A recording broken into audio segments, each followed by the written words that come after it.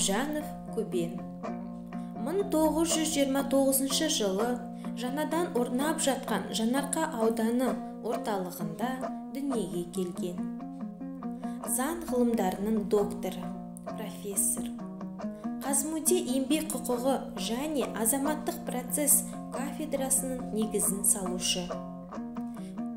1960 жылы Қазақ СССР министрлер кеңесіне қызметке шақырылып, онда министрлер кеңесі істерінің құқықтарын басқару тобының бастығы болып тағайындалған.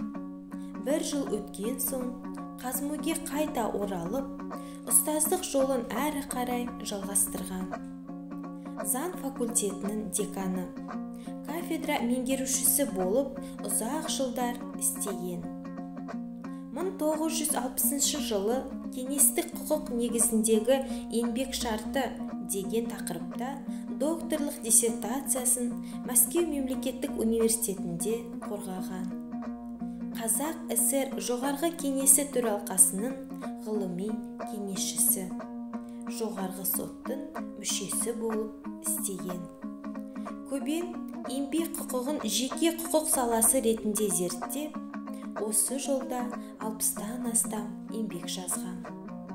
Оның еңбек құқығының негізгі институты болып, кеңестік құқық жөніндегі еңбек шарты атты монографиясы осы саладағы тұңғыш зерттеулердің бірі болған.